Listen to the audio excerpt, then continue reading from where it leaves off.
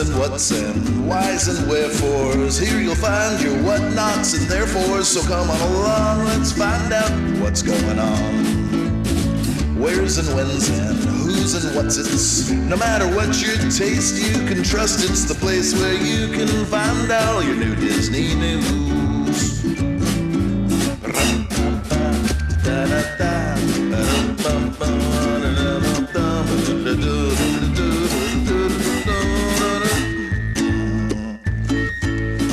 Where's and when's and who's and what's it's. No matter what you taste, you can trust it's the place where you can find all your new Disney news. Welcome to the current events edition of the Sweet Spot podcast as of June 23rd, 2023. All right. I'm so happy to be here. I can tell. Yeah. We are, if you're wondering, who are these guys? Ken and I are both former Disneyland Custodial cast members, and we host the #1 Disneyland podcast hosted by two former custodians. #1. We are also the authors of the books Cleaning the Kingdom. We have two editions, or two, like a series out. We have two books out, Cleaning the Kingdom by the same titles. And so you can get those on Amazon, but you can also get them signed on our website, thesweetspot.com. You can get both of them, or you could just get one, either whatever you want to do. You can also, on our website, you can sign up for our Patreon if you want to help support the show and be a part of what we're doing, and also get some cool perks. Like once a month, you can join our current events in the chat room as we record it live. You get to chat amongst the others that are in there, and everyone seems to have a really good time. I enjoy reading some of the comments and interacting, and we just have a good time over there. And we do that once a month. Usually it's sometime in the middle to beginning of the month. And also you get one bonus episode delivered to you through Patreon that Ken and I record. It's a separate thing. It's not like in addition to an interview we did or anything. It's just its own thing that we do. Yeah, completely separate. Mm-hmm. And I wanted to mention that for the last week, I recorded with the DL Weekly with Teresa as I'm covering for Tig as he's off venturing in Europe. So I'm going to be over there helping co-host for the next while till I think in August, so early August. So yeah, go over there, the DL Weekly, and you can hear more of me if you want. I see how it is. Yeah. Lynn, this is like when Eddie Van Halen would do guitar work for other acts. Mm-hmm. Mm-hmm. I mean, you're supposed to be exclusive to. I know. Anyway. Well, I'm in high demand. I'm just kidding. After all, I'm just a special guest star. That's true. You have That's not right. officially joined. No. Also, I wanted to mention I will be in Disneyland. My son and I do a father-son trip every summer, and we're going to be in Disneyland. We'll be there Thursday, the 29th of June. Probably later in the day, but we'll be there into the night. And then on the 1st of July, that's a Saturday, we'll be there all day. So if you want to reach out on social media, Instagram's a good one. Because I think I'm going to try to post on there while I'm in the parks. So you can follow me, the Sweep Spot, on Instagram, and probably some Twitter. Whatever you want. If you want to contact me through Facebook or Instagram or whatever, I'll check those, and maybe we'll meet up if you're in the parks. I have some buttons, so I can hand those out to you. Also, I wanted to mention we had mentioned this in the past shows. There's a fundraiser for Jim Corcus, who, if you know who Jim is, he's been on our show many times, and he's a very popular guest on our show, and he's been dealing with a lot of medical issues over the past 6 months, it seems like.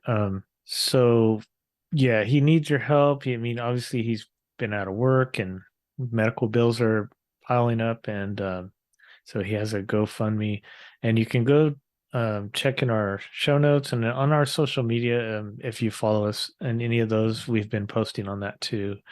I think you can go to GoFundMe and then search Jim Corcus, and that'll come up too.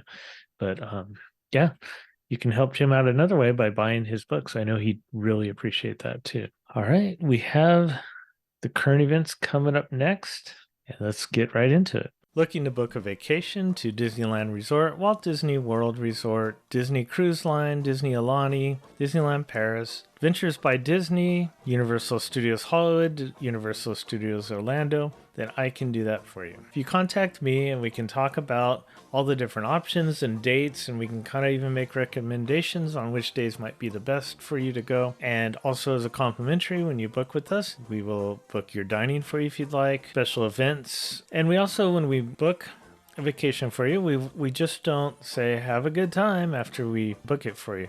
We are there every step of the way. We contact you before your trip to make sure everything's squared away. We even have a checklist to make sure that you have everything you need. Reservations, dining, all these different things. Your transportation, if you need help with that from the airport, any of those sort of things, we can help you with that too. We want to make the vacation the best it can be for you, because I know that vacations aren't cheap, and we can help you do that. So if you contact me, that's Lynn, and the email is Barron@concierge.com. That's LBARRON @concierge.com, or you can go to the sweepspot.com, and there's a link on our front page there. You can click on that and there's information on how to contact me. But I'd love to talk to you and help you book the best vacation possible.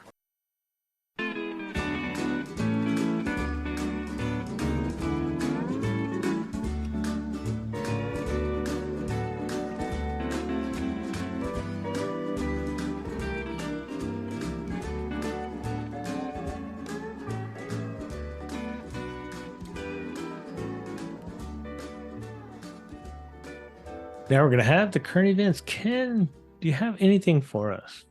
Well, Lynn, got a few things. Good. Yes. The world keeps turning. So, all right. Well, as the headline says, at the Orange County Register, Brady McDonald's story here, the headline says, Disneyland announces virtual queue for Avengers musical. What you need to know. Okay, well, what you need to know. You know, the story's blank. No, I'm just kidding.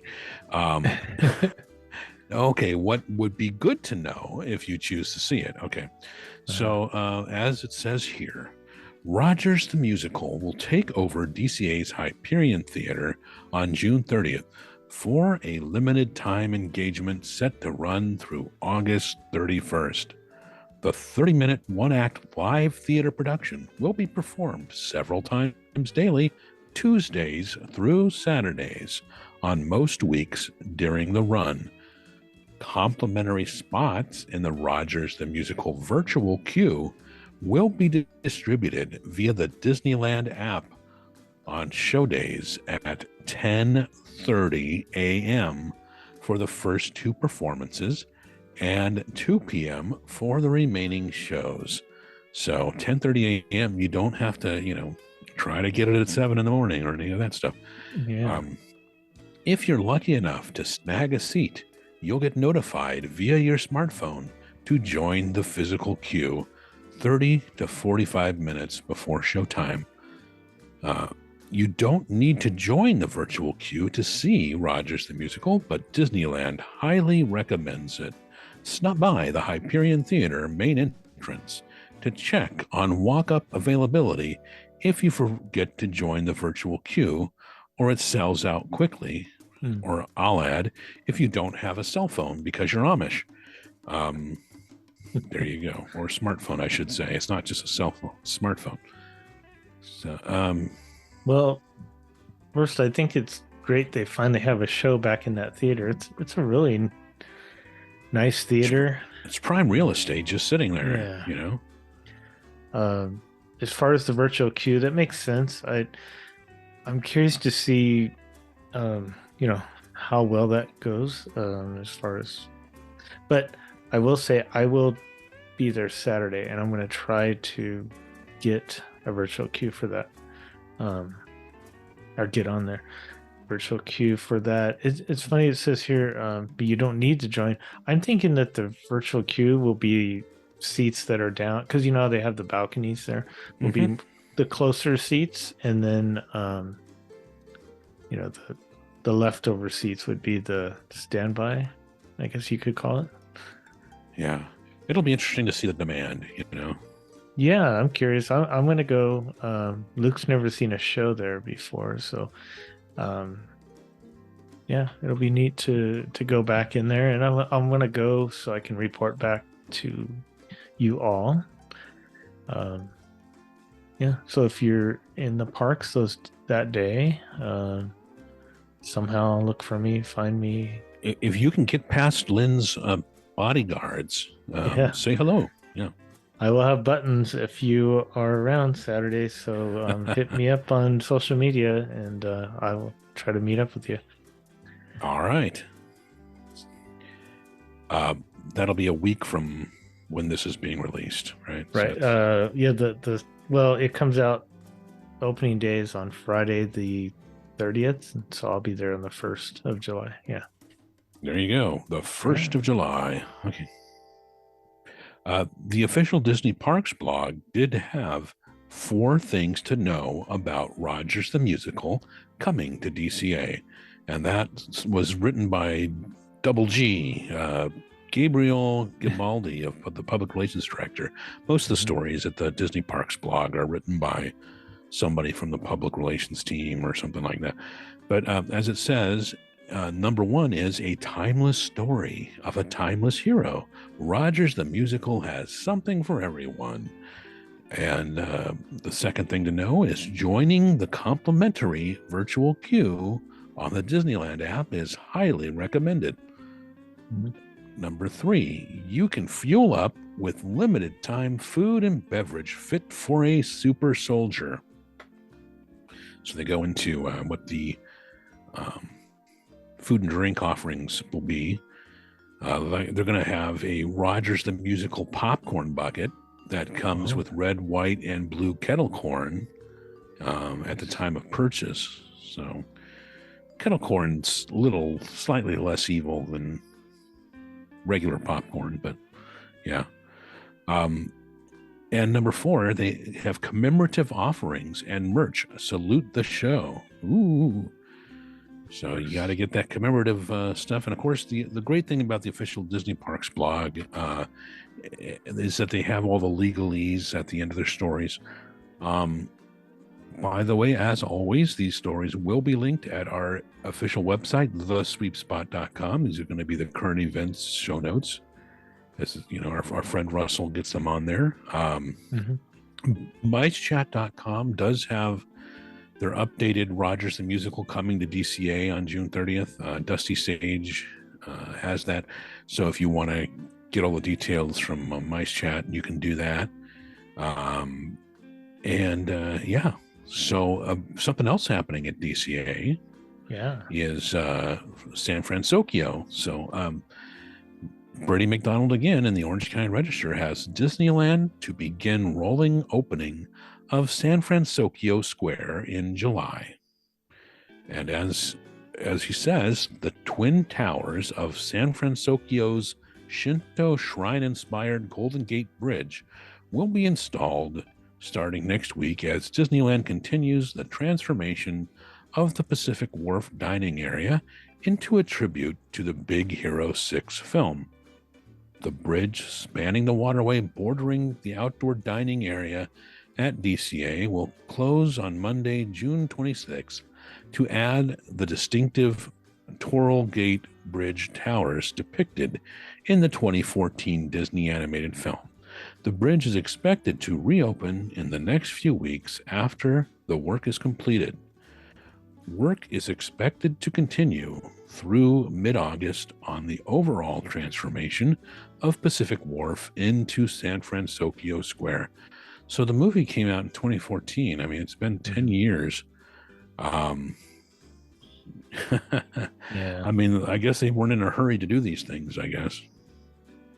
Yeah, it's, I guess it's good. It's just not every area needs a IP. The Tiana's restaurant, and now this. I just don't want to see every area, everything in the parks, turn to an IP thing. It's good for attractions, but just everywhere you look, I don't know. Well, for so many years, Disney didn't have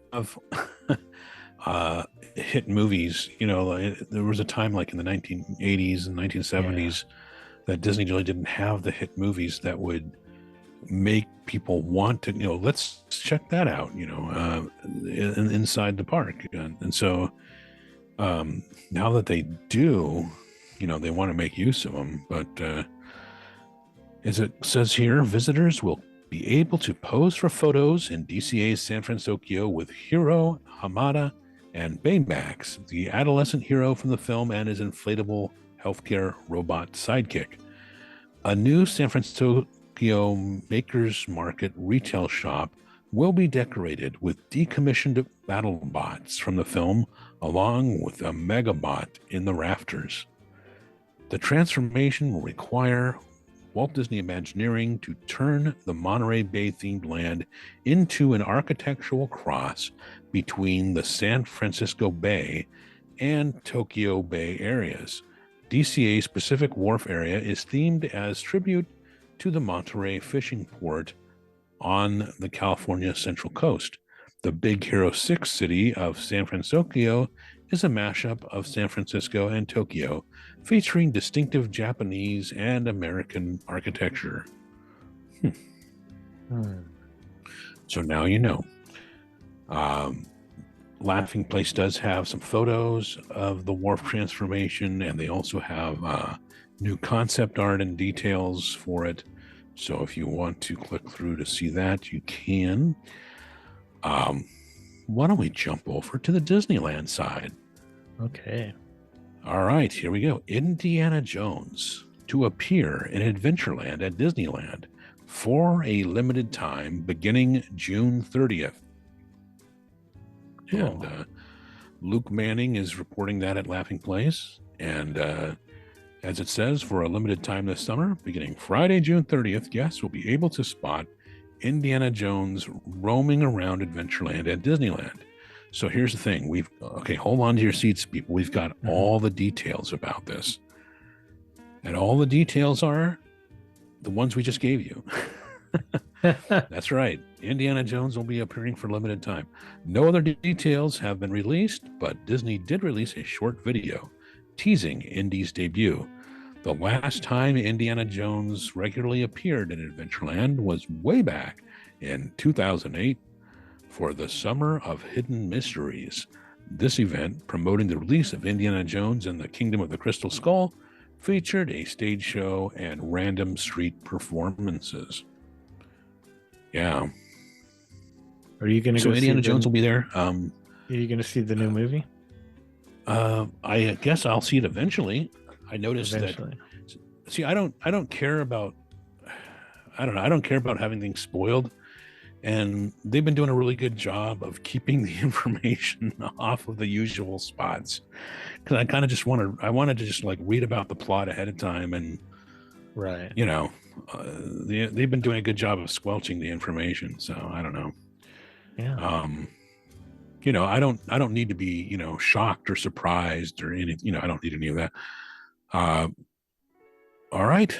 Well, Mickey's Toontown troubles plague Disneyland 3 months after land reopens. And that's a Brady McDonald story from the Register. As it says, construction walls have returned to Mickey's Toontown just a few months after the themed land reopened following a year-long refurbishment to address persistent problems in the popular Kiddie Playland. The recently refreshed Mickey's Toontown that reopened in mid-March at the Anaheim theme park has undergone a series of tune-ups and touch-ups in the ensuing months to address issues with everything from artificial turf and rubber flooring to playground equipment and water features. Some areas of Mickey's Toontown may be temporarily unavailable on a rolling basis through mid-July for maintenance work as part of Disneyland's commitment to deliver a great guest experience, according to Disneyland officials. Yeah. Construction walls. Yeah. Construction walls and black scrim have gone up around the artificial turf picnic area in Toontown, dotted with trees and light posts where families can relax and kids can burn off some energy after a long day at Disneyland. The turf area across from Roger Rabbit's Cartoon Spin is also occasionally used for stroller and wheelchair parking. Yep.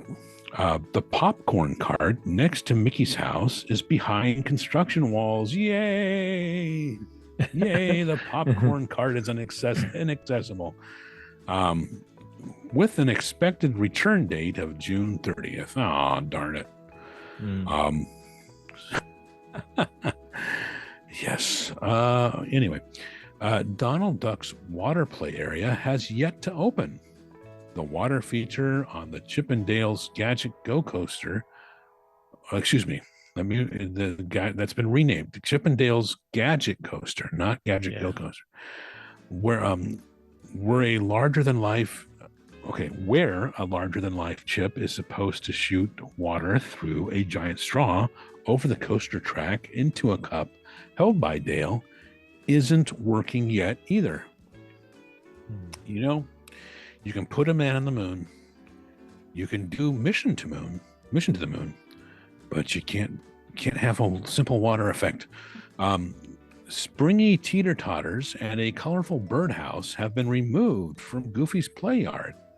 The Toontown fountain is suffering from worsening rust issues, and many of the water effects are not functioning. So a padded play area that wasn't finished when Toontown returned has opened behind Donald's Duck Pond as a shady spot for toddlers to climb and explore. So basically, Toontown is, people think this is, they're trying to fix some problems, but I think what they're doing is performance art. They're trying to be like an actual real municipality where, they have to do construction on an ongoing basis here and there. Over and over. Like road work or, that sort of thing. I think it's interesting that, they're having to do all this. It's only been open, like you said, 3 months, but it just seemed like some of the stuff they chose to put down on the ground, was maybe not good for large crowds that are expected in a theme park, especially Disneyland. They're obviously changing that now. You have, what are all the parameters that you're working with? You're working with, it's got to, the whole point is to have it look and feel a certain way. How long is it going to last? What's the expense? What's allowed? What's good environmentally? If you're trying not to use something that's going to be environmentally problematic, safe. So it just becomes a lot of it becomes difficult to have something that's lasting. But, and then you have weather, you have the sun and rain, Well, speaking of municipalities, Anaheim City Council votes to consider special election for hotel and event center minimum wage initiative. And this was reported by Ben Breitbart at laughingplace.com. I think we've mentioned that this was upcoming. The Anaheim City Council has voted to introduce a resolution to schedule a special election on September 12th, 2023, for voters to decide on an initiative to raise the minimum wage for hotel and event center workers to $25, as well as provide other work restrictions. The initiative would increase the minimum wage for hotel workers and event center workers to $25, which would increase by the greater of the consumer price index, or 3%. I'm assuming that means per year. It would also limit the square footage hotel maids can clean to 4,000 square feet per day in 8 hours. If they are required to work more, they would be paid twice their hourly rate for their entire shift. It would also require all rooms to be cleaned each night that they are occupied. That's interesting. Well, yeah, I'm assuming if the guests say don't, then it's not. Or do the guests have?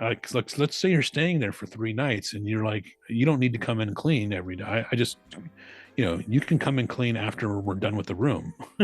So I know you haven't stayed in any hotels in Anaheim, but recently. But so what I've noticed is that since COVID, they've cut back on the amount of times they come in your room. So some hotels. Well, that's not just Anaheim; that's everywhere. Is it? Yeah. So some hotels will, they'll come in and every other night or every 2 nights or, every so many nights they'll come in. But you can always request something, but they don't come in.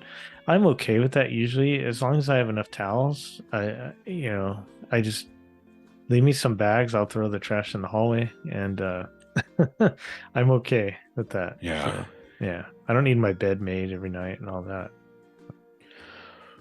Right. I mean, I've always been kind of, make this our own little private space for the next 2 or 3 days, or however long we're here. Yeah. I don't need someone coming in and cleaning it. I mean, I'm not that messy.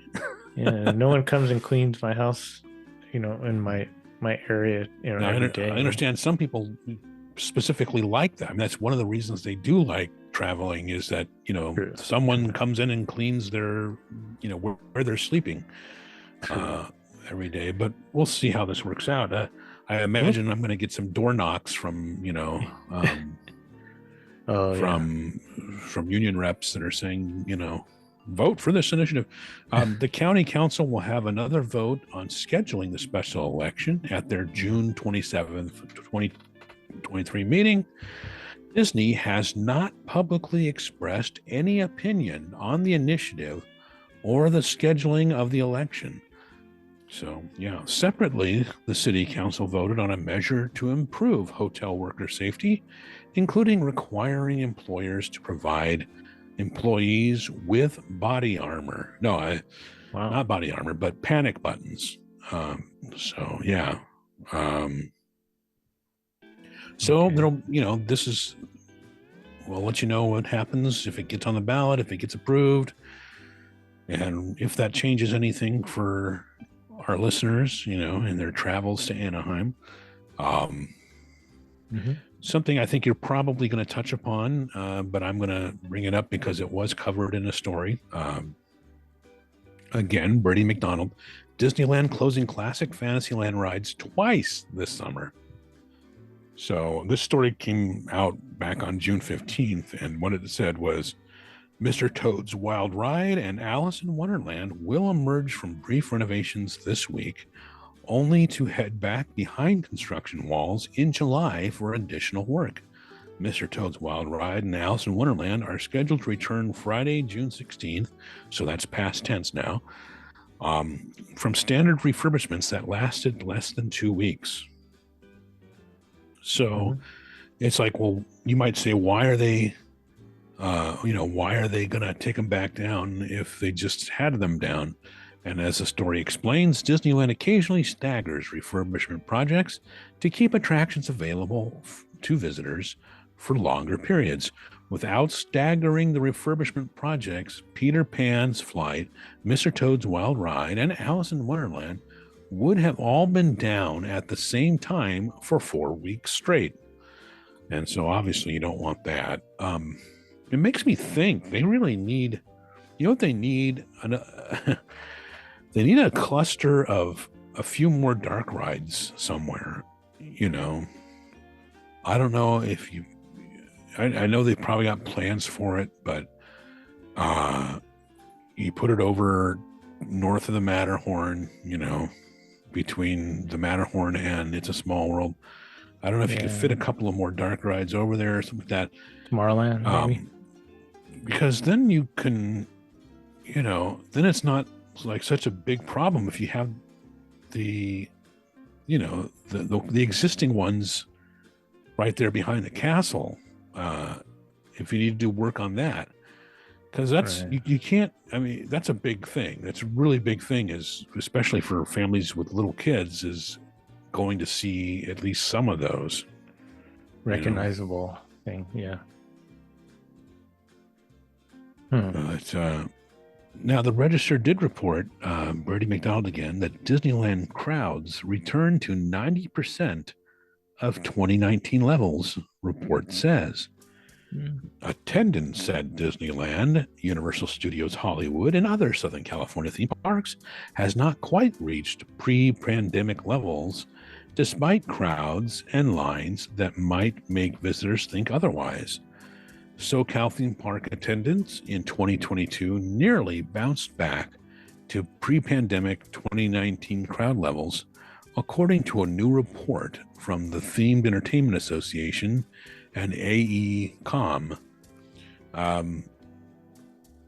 Disney doesn't release their numbers, so what happens is these organizations place an intern at the gate who just sits there with a counter. No, just kidding. I was gonna say, wow. All day long. Yeah. Click, click. Yeah. Yeah. Disneyland's 16.9 million visitors in 2022 was 90% of the 18.7 million that came to the park in 2019. DCA did slightly better at 91%, tallying 9 million visitors in 2022 compared to 9.9 million in 2019. Universal saw attendance reach 8.4 million visitors in 2022 compared to 9.2 million in 2019. Attendance in 2022 at Knott's is 3.9 million. SeaWorld, 3.5 million, and Magic Mountain at 3 million fell just short of pre-pandemic levels. Gosh, just think about the comparisons. SeaWorld gets 3.5 million people. I mean, right. Yeah. Southern California theme parks were forced to close in March of 2020. Disneyland and DCA reopened in April 2021. State-mandated attendance capacity restrictions were lifted in June 2021 at California theme parks, but the Disney parks have continued to require reservations as a way to control attendance and avoid large crowds. Disney officials announced in August 2021 that the theme park attendance was being steadily increased in an aggressive but measured way. I have to wonder how much of the reduction is just fewer annual pass holders, or magic key holders making fewer visits. Like how much of it is reservations, or because reservations, like how much of that is. I wouldn't be surprised if most of the reduction is that. The thing is with that is that Disney doesn't care because they have their money from the magic key. So rather if those guests don't show up, I mean, they're not buying food or merchandise, but they're still getting money from them. Yeah. Yeah, I'd be interested in the breakdown of the numbers. Right. How much. I suppose there's probably a few people who have changed their, like maybe they would take an annual trip or whatever, and they go, you know what, I'm not going to do it this year because for whatever reason, maybe they just don't want to go to crowded places, or, because a lot of people have changed their habits, but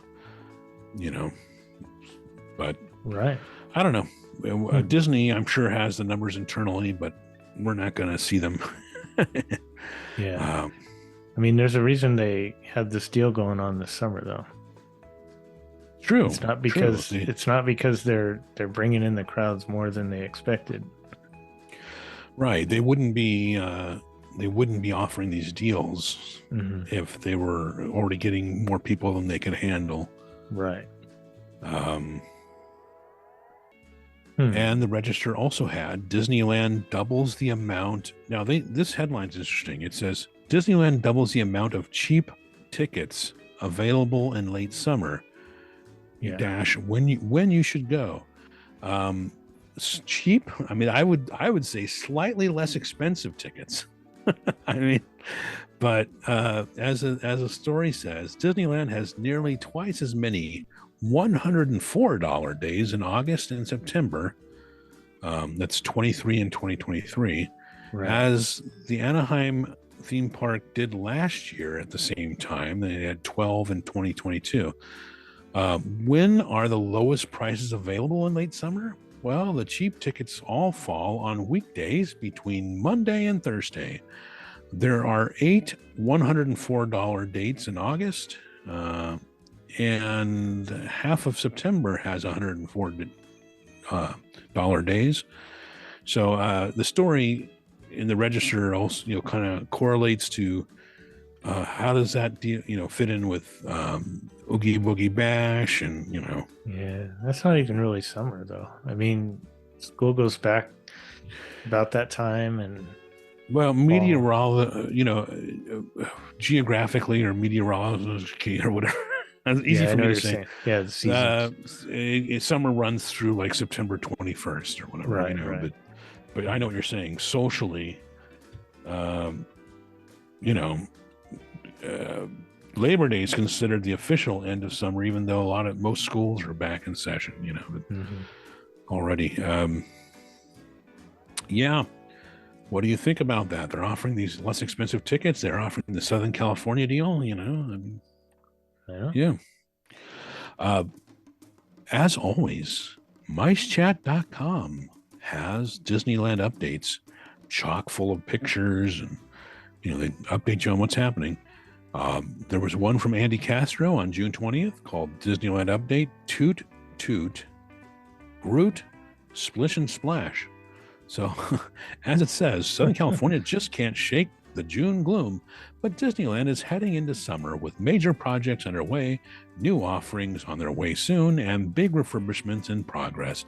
At Disneyland, Tiana's takeover of New Orleans Square and Critter Country is in full swing, with construction now underway at the French Market and Splash Mountain. The signs on Splash Mountain say Tiana's Foods, and I'm just kind of wondering if people think it's being turned into a restaurant, Yeah. Meanwhile, it also says employee owned, so that's going to be, are they thinking, wow, the cast members are going to own this attraction? Okay, good for them. Good for them. Meanwhile, the Adventureland Treehouse continues to take shape as half of Fantasyland closes for refurbishment, and in DCA, a free-roaming AA Groot gets ready for his heroic debut in Avengers Campus. Meanwhile, major construction is underway at Downtown Disney and 2 of the resort's hotels. So if you want to click through to read that, you can. There was also an update on June 19th from Mike Kendrick. Disneyland update: summertime sizzle, sass, and surprise. And as it says, summer is here. School is out and the high tourist season is upon us. And while the summer season generally means less news and construction, that's not the case this year. We'll discuss the departure of a senior Disney executive and why that's great news for parks fans. And with the highest cost weeks of the season now in effect, crowds aren't expected to be as big as in the past, which means it's full steam ahead on a myriad of construction projects at the resort. We have everything you'll want to know below. So click through to see that if you want. What information can you bring us about refurbishments and renovations, Lynn?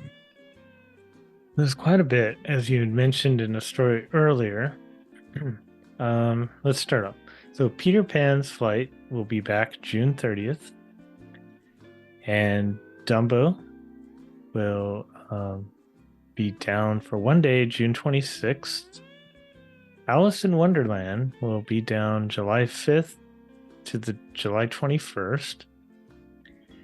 The monorail, July 5th, and no return date. I think the monorail has to do with some of the downtown Disney construction, I'm assuming. Is that, you know how the track goes like right over where they demolished? Yeah, I was there recently to go to Ralph Brennan's Jazz Kitchen. Oh yeah. Because I wanted to see modern architecture. Nice. And it's yeah. So there's that construction going on, and it probably has something to do with it. Yeah, that's my assumption. Where are we at? Okay, Soaring. Probably one of the more popular attractions at California Adventure. July 5th, and we'll be back the 15th of July. Huh. Yeah, it's interesting that that's going down because there's two. Yeah, you would think they could there. just do one at a time, or yeah. Unless they need to do something to the common area, Yeah, or restructure or something. Toy Story Midway, another popular attraction over there. Toy Story Midway Mania down July 17th and no return date. Mr. Toad will be down July 24th and no return date as far as the calendar goes right at this moment. The last one, Redwood Creek Challenge Trail, will be down July 31st with no return date, and I assume that's to prepare it for the Halloween party, the Oogie Boogie Bash. Yeah. That usually happens about this time or that time of year, end of July is when they start preparing for that. So quite a bit going on. And we talked about how interesting it is because it seemed in years past that this was the time of year you would never see refurbs. Yeah. And I think things are shifting. The fall seems to be one of the more popular times, especially with all the Halloween activities and things going on. I've noticed that concierge that booking, especially Disneyland, is things are booking up fast around that time of year, September, October. So yeah. Yeah, it's the times, they are changing. They are. But if you've got a hankering to go, contact Lynn. You know where to do that. I wanted to point out that once a month, again, we're doing our live chats during our current events. So our Patreon supporters do join us, and they contribute feedback about the stories we're talking about, and they give their thoughts, and that's a lot of fun. They start talking amongst themselves too. Yeah. So we're join too our boring, Patreon. so they have to talk amongst. No, just kidding. Yeah. Join. Go to Patreon and search the Sweep Spot and join that. Like I said, go to our official website, thesweepspot.com. Every other week we release a topical episode, so stay tuned for that. We've been having some really great ones lately, if we do say so humbly ourselves. Yeah.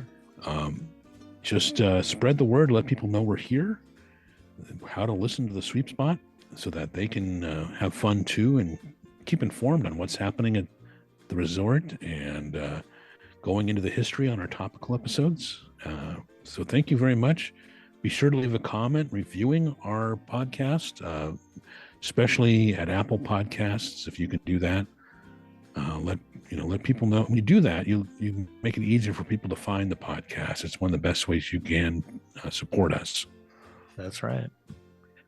All right. Well, thank you for listening, and we'll talk with you next time.